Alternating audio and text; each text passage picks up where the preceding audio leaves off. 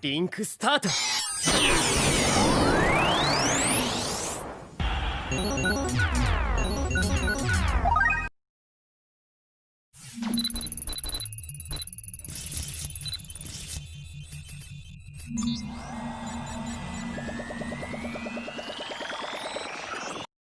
Assalamualaikum warahmatullahi wabarakatuh. Perkenalkan, nama saya Muhammad Aldi Nur Sadik dari kelas APN 3B, akan mempresentasikan tugas mandiri keuangan tentang pengeluaran pemerintah. Nah, apa itu pengeluaran pemerintah? Pengeluaran pemerintah merupakan pengeluaran untuk membiayai kegiatan-kegiatan pada suatu negara dalam rangka menjalankan fungsinya untuk mewujudkan kesejahteraan rakyat.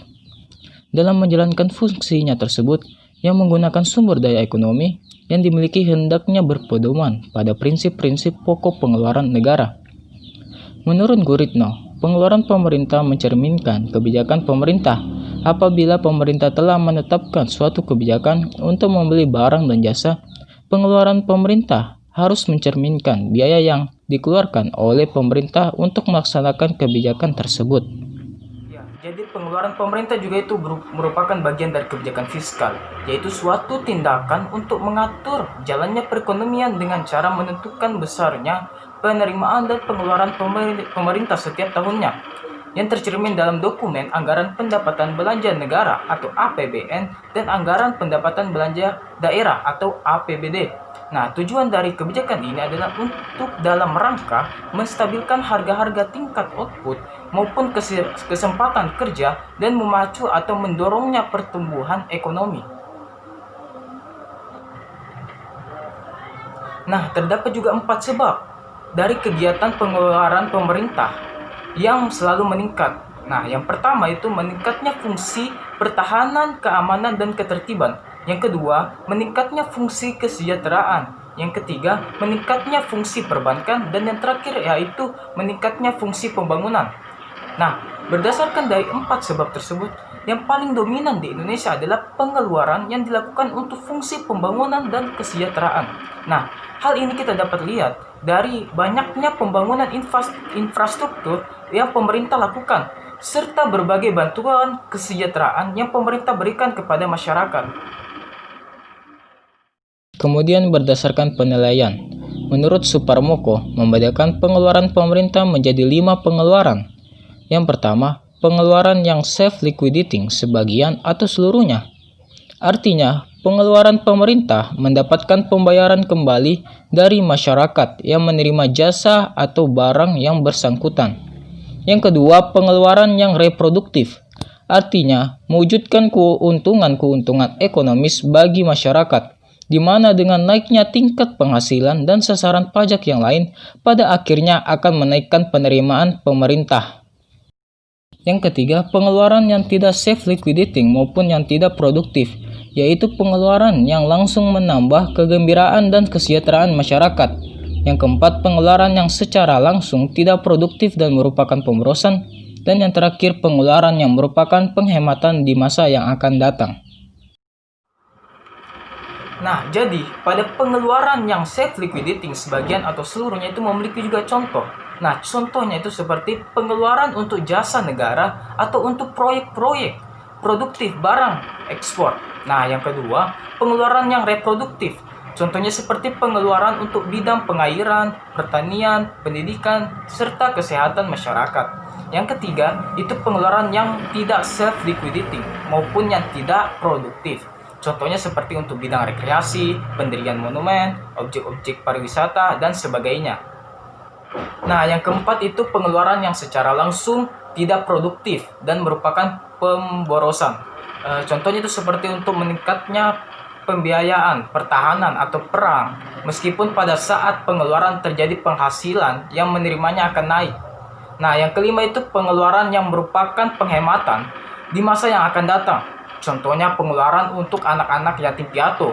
Nah, hal ini tidak dijalankan sekarang, tetapi kebutuhan-kebutuhan pemeliharaan bagi mereka di masa yang akan datang pasti akan lebih besar. Selanjutnya, pengaruh pengeluaran pemerintah terhadap perekonomian. Yang pertama ada sektor produksi, yang kedua sektor distribusi, yang ketiga sektor konsumsi masyarakat, dan yang terakhir sektor keseimbangan perekonomian. Pada sektor produksi, distribusi, dan konsumsi masyarakat, masing-masing pengeluaran negara secara langsung atau tidak langsung itu berpengaruh terhadap sektornya masing-masing. Sedangkan pada sektor keseimbangan perekonomian, untuk mencapai target peningkatan PDB, pemerintah dapat mengatur alokasi dan tingkat pengeluaran negara tersebut. Nah, jadi pada sektor produksi itu dilihat secara agregat pengeluaran negara merupakan faktor produksi, melengkapi faktor-faktor produk yang lainnya seperti mesin, material, metode, serta manajemen. Nah, pengeluaran pemerintah ini untuk pengadaan barang dan jasa akan berpengaruh secara langsung terhadap produksi barang dan jasa yang dibutuhkan oleh pemerintah. Pengeluaran pemerintah untuk sektor pendidikan akan berpengaruh secara tidak langsung terhadap perekonomian, karena pendidikan akan menghasilkan sumber daya manusia yang lebih berkualitas. Dengan sumber daya manusia yang berkualitas, produksi akan semakin meningkat. Nah, yang kedua, sektor distribusi. Nah, pada subsidi yang diberikan oleh masyarakat menyebabkan masyarakat yang kurang mampu dapat menikmati barang atau jasa yang dibutuhkan. Contohnya subsidi listrik, pupuk, BBM, dan lain-lain. Pengeluaran pemerintah untuk biaya pendidikan, sekolah dasar, sampai SLTA membuat masyarakat kurang mampu dapat menikmati pendidikan yang lebih baik. Ya, paling tidak sampai SLTA atau SMA. Dengan pendidikan yang lebih baik ini, diharapkan masyarakat tersebut dapat meningkatkan taraf hidupnya di masa yang akan datang. Yang ketiga itu sektor konsumsi masyarakat. Dengan adanya pengeluaran pemerintah untuk subsidi, tidak hanya menyebabkan masyarakat yang kurang mampu dapat menikmati suatu barang atau jasa, namun juga menyebabkan masyarakat yang sudah mampu akan mengkonsumsi produk atau jasa lebih banyak lagi. Kebijakan pengurangan subsidi, misalnya BBM, akan menyebabkan harga BBM semakin naik, dan kenaikan harga BBM tersebut akan menyebabkan konsumsi masyarakat terhadap BBM itu turun. Nah, yang keempat itu sektor keseimbangan perekonomian. Dengan mengatur tingkat pengeluaran negara yang tinggi untuk sektor-sektor tertentu, pemerintah dapat mengatur tingkat employment atau menuju full employment apabila target penerimaan tidak memadai untuk membiayai pengeluaran tersebut. Pemerintah juga dapat membiayainya dengan pola defisit anggaran. Kemudian pentingnya pengeluaran pemerintah yang terdiri dari pertama, pengeluaran rutin merupakan anggaran yang disediakan untuk menyelenggarakan tugas umum pemerintahan dan pelaksanaan pembangunan. Pengeluaran ini meliputi belanja pegawai, belanja barang, serta berbagai macam subsidi seperti subsidi daerah dan subsidi harga barang, angsuran dan bunga utang pemerintah, serta jumlah pengeluaran lain. Yang kedua, pengeluaran pembangunan merupakan pengeluaran yang bertujuan untuk membiayai proses perubahan yang merupakan kemajuan dan perbaikan menuju arah yang ingin dicapai. Pengeluaran pembangunan bersifat menambah modal masyarakat baik dalam bentuk pembangunan fisik maupun non-fisik. Nah, jadi itu pengeluaran rutin. Pengeluaran rutin juga mempunyai peran penting untuk menunjang kelancaran mekanisme sistem pemerintah, serta upaya-upaya peningkatan efisiensi dan produktivitas, yang pada gilirannya itu akan menunjang tercapainya sasaran dan tugas setiap tahap pembangunan. Penghematan dan efisiensi tersebut itu diupayakan melalui pinjaman alokasi pengeluaran secara rutin, pengendalian dan koordinasi pelaksanaan pembelian barang dan jasa kebutuhan departemen atau non-lembaga, serta pengurangan berbagai macam subsidi secara bertahap. Nah, selanjutnya itu pengeluaran pembangunan, yaitu untuk membiayai program-program pembangunan sehingga anggarannya itu selalu disesuaikan dengan dana yang berhasil dimobilisasi. Dana tersebut juga kemudian dialokasikan pada berbagai bidang tersebut yang sesuai dengan prioritas yang telah direncanakan. Selanjutnya terdapat jenis-jenis pengeluaran pemerintah. Yang pertama, belanja pegawai merupakan kompensasi baik dalam bentuk uang maupun barang yang diberikan kepada pegawai pemerintah baik yang bertugas di dalam maupun di luar negeri sebagai imbalan atas pekerjaan yang telah dilaksanakan, kecuali pekerjaan yang berkaitan dengan pembentukan modal. Yang kedua, belanja barang merupakan pengeluaran untuk menampung pembelian barang dan jasa yang habis pakai untuk memproduksi barang dan jasa yang dipasarkan maupun yang tidak dipasarkan, serta pengadaan barang yang dimaksudkan untuk diserahkan atau dijual kepada masyarakat dan belanja perjalanan. Yang ketiga, belanja modal merupakan pengeluaran anggaran yang digunakan dalam rangka memperoleh atau menambah aset tetap dan aset lainnya yang memberi manfaat lebih dari satu periode akuntansi, serta melebihi batasan minimal kapitalisasi aset tetap atau aset lainnya yang ditetapkan pemerintah. Yang keempat, pembayaran bunga utang. Belanja pemerintah pusat yang digunakan untuk membayar kewajiban atas penggunaan pokok utang, baik utang dalam negeri maupun luar negeri, yang dihitung berdasarkan ketentuan dan persyaratan. Yang kelima, subsidi adalah sebuah pembayaran oleh pemerintah untuk produsen, distributor, dan konsumen, bahkan masyarakat dalam bidang tertentu. Yang keenam, bantuan sosial merupakan transfer uang atau barang yang diberikan kepada masyarakat guna melindungi dari kemungkinan terjadinya risiko sosial. Jadi pada belanja pegawai, contohnya seperti gaji, tunjangan, honorer, lembur, dan kontribusi sosial serta lain-lainnya yang berhubungan dengan pegawai.